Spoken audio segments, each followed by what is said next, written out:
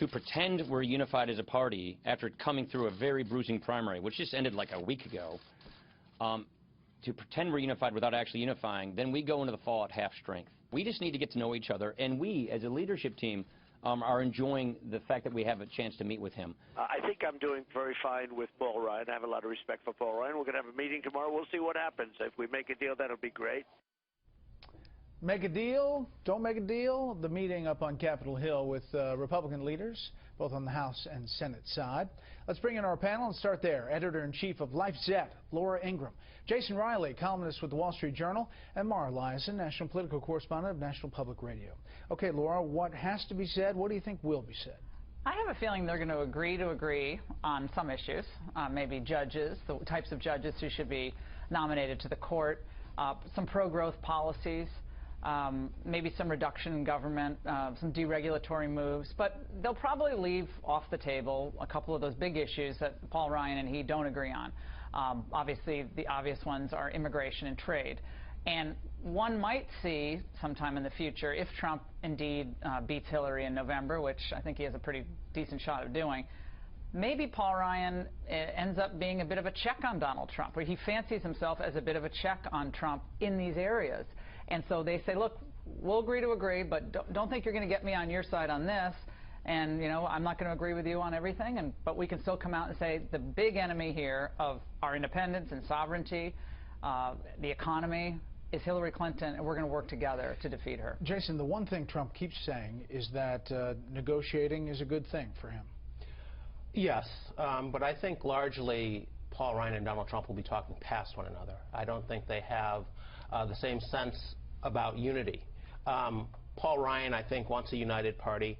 Donald Trump, I'm not so sure, is interested in unity. I think Donald Trump is more interested in remaking the party and building new coalitions, and he thinks that he can do this. You know, the traditional Republican coalition is military hawks and free market advocates and social conservatives.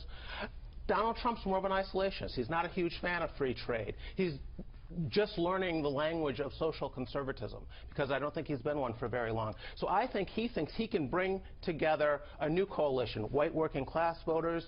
I think he thinks he can pick up some of the people voting for Bernie Sanders, the anti-establishment types, and put together a winning coalition that way. So unity per se, as we usually understand it to be on the Republican side, I don't think that's what Donald Trump is thinking.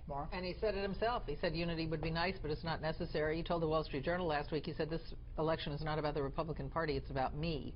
So I think he does have a different approach. But Paul Ryan is the highest ranking Republican in the government, and he's got a lot of people that he has to think about in their election campaigns. And I think it's going to be tough. I think there are areas, as Laura said, where they will agree. But what about the ban on Muslims? What about immigration? Every day when Trump talks about these things, Paul Ryan and all of his House members are going to be asked about it. Quickly about the taxes. Romney out with his Facebook post saying he needs to release the taxes even though he's being audited. Big deal, not a big deal? Look, I don't know what Mitt Romney is doing. I mean, I guess he's, at this point, he's in it to help Hillary, because I don't know why he would make that point. What's his role at this point? But I don't think it's really going to affect this election. Trump's an isolationist. These are just kind of the phrases that people throw around. I think the party has moved. Rubio was out and Jeb was out in their home state. The party's moved to a more populist, slightly more nationalistic party. Trump's not a doctrinaire conservative. We all know that. But that's where the party has moved. And that was tax returns not. I don't think that in this election cycle, with so much on the line, is going to have much of an effect, although Hillary will try to make it. She'll jump on it, as she did today. I want to turn to Hillary Clinton. Take a listen to her explaining this FBI investigation, what she calls it. I am 100% confident. This is a security review that was requested. It is being carried out. It will be resolved. There is no basis for that. It's a security review. I think it's a security review. It is a security review.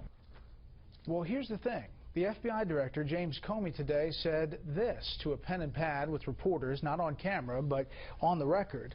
Quote, "I don't know what that means. We're conducting an investigation. That's the Bureau's business. That's what we do. I'm not familiar with the term security inquiry," he went on to say, or security review.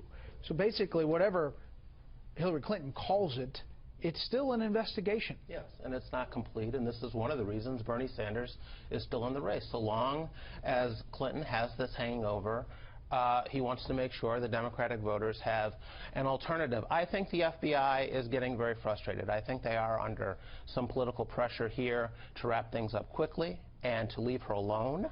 And I think, as our colleague Judge Napolitano was saying earlier today, you have to remember the same group that investigated David Petraeus is investigating Hillary Clinton. And a lot of them think Clinton did things that are probably a lot more serious than Petraeus ever did, and they're looking at the punishment that he faced. I think they're frustrated.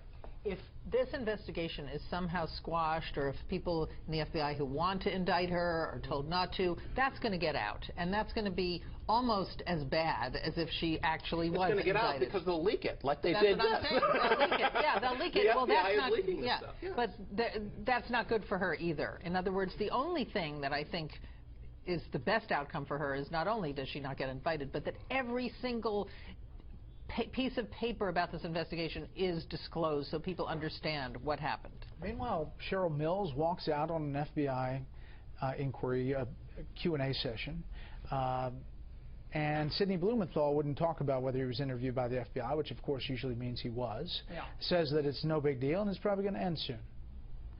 This is classic Clinton. This is what they always do. And when there's a question, when there's a legitimate review, they call it something else. It's always the semantic game they play. Comey is clearly really annoyed. I mean, Chris Christie during the campaign always talked about how he knew him when they were both U.S. attorneys and how professional he is. And people think, well, it's because it's an Obama, Justice Department, FBI that couldn't act against Hillary. I mean, Comey doesn't like people making light of what his team of professionals are doing. Whatever comes out of this investigation, he's annoyed, and Cheryl Mills' walkout, not going to look good. If it's just a security review, why are you walking out?